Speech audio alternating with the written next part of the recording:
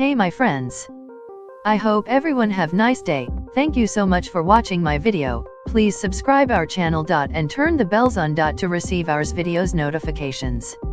8 Untold Truth of Michele Morrone from 365 Days. If you haven't heard of Michele Morrone yet, then you better watch the Netflix movie 365 Days as soon as possible.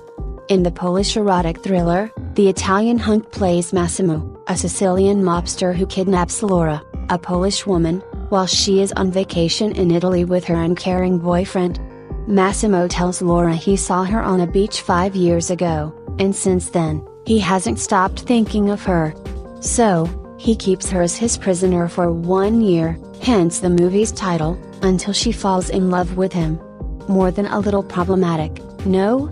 The movie, which critics have compared to the 50 Shades of Grey trilogy, has a 0% score on Rotten Tomatoes as of this writing, and Variety called the film a thoroughly terrible, politically objectionable, occasionally hilarious Polish humpathon. Despite the critiques, 365 Days has made headlines and has been trending on Netflix since its release in June 2020. So, why is that? Could it be because of Morrone's ABS, which are proudly displayed throughout the movie? Or is it his chemistry with his co-star Anna-Maria Sieklucka, who plays Laura in the film? Perhaps both. For now, let's find out more about Morrone. Number 1 is Michele Morrone dating his 365 Days co-star Anna-Maria Sieklucka? Michele Morrone's chemistry with his co-star, Anna-Maria Sieklucka, is off the charts in the movie 365 Days, which premiered on Netflix in June 2020. So much so, fans insisted the movie stars weren't faking it while they were intimate on screen. "It seems like real because we are good actors," Morrone said in an Instagram live video in April 2020. "It wasn't real. I know that many people write me that, oh my god, it was real. But at the same time, it wasn't real. That's impossible. Of course, viewers would love to see the two get together IRL. Some of them want us to be a couple," Morrone said during an Instagram live with Sieklucka. "But guys, you know, sometimes friendship is much more important. For now, the stars are very, very good friends," Morrone said during an interview with a Polish publication, Europa magazine. In fact, Morrone said his connection with Sieklucka got stronger by performing steamy scenes together. "They were really deep, so if we didn't like each other and had that bond on set, it wasn't going to be real, the scenes," he added. "We were forced to be friends, but we became friends for real. I love Anna." Meanwhile, as of this writing, Morrone appears to be single. He was last spotted kissing Italian ballet dancer Elena D'Amrio in 2019, per Marie Claire, while Sieklucka posted a photo with a mystery man on Instagram in April 2020. Number 2 Michele Morrone went through a tough divorce. Michele Morrone may be our new Netflix crush at the moment, but he almost left acting behind after his divorce from his ex-wife, Ruba Saida, a Lebanese fashion designer who founded Lipinska Staff House.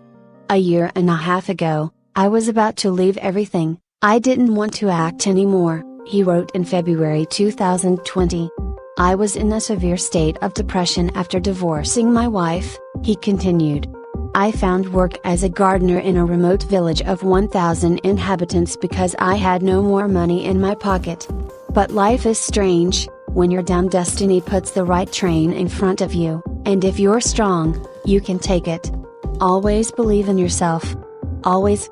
Morrone and Saida, who now works for designer Elie Saab, according to her Instagram profile, called it quits in 2018 after 4 years of marriage, according to Marie Claire, and they share 2 sons, Marcudo Morrone and Brado Morrone.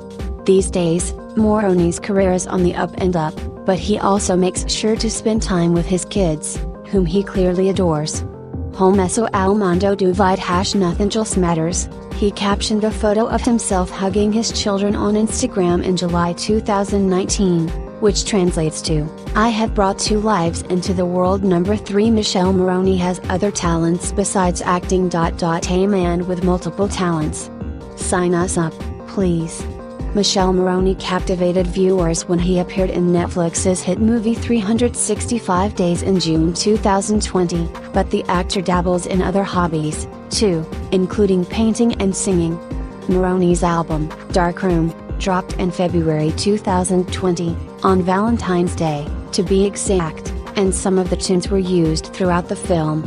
For example, Hard for Me was the movie's opening song, Watch Me Burn played during the shower scene, and Feel It was heard at the end of the film. Marie Claire, the Italian native, also shared his artwork with his fans on Instagram in May 2020. My World, he captioned a photo of himself holding a painting of a woman's chest with a skeleton-like head. Some fans were confused by the abstract piece, but others were blown away by his artistic ability. "You're a very talented artist," one person wrote, while another echoed, "Beautiful." A third user simply wrote, "Man, you're too perfect." Indeed, he is. According to a Polish report, via Thrillist, Morrone is slated to return to the small screen for a 365-day sequel, but, for now, we will have to keep scrolling through his Instagram feed to get our fix of the hunky actor.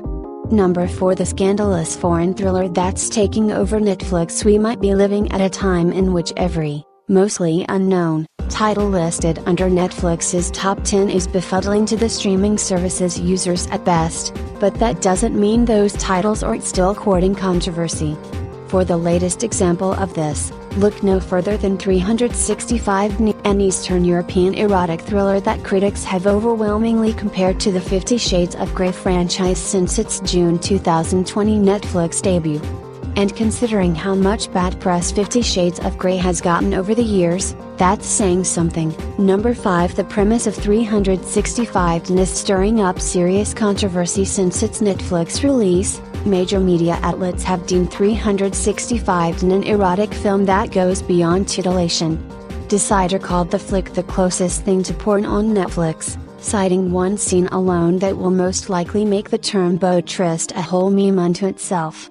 Based on the first book in a trilogy by Polish author Blankalipinska, 365 Days' appeal at first blush might be the series of sexcapades within the film's 1 hour and 56-minute runtime, but its apparent treatment of Stockholm Syndrome, a psychological condition in which hostages develop feelings of allegiance to their captors, is what both critics and viewers have chosen to zero in on. Number 6. Critics compare 365 Days to 50 Shades of Grey. 365 Days has generated a lot of comparisons to the 50 Shades of Grey franchise. The former may also branch out into its own multi-flick series, if you go by the twist ending, that is, but critics have caught on to a number of controversial themes present in both movies.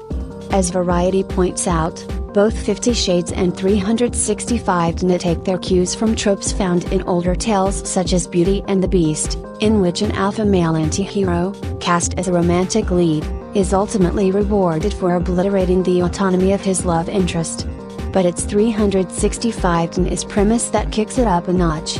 For Variety, imagine Beauty being okay with captivity and with the Beast killing villagers as long as he gave her a bunch of orgasms on a yacht.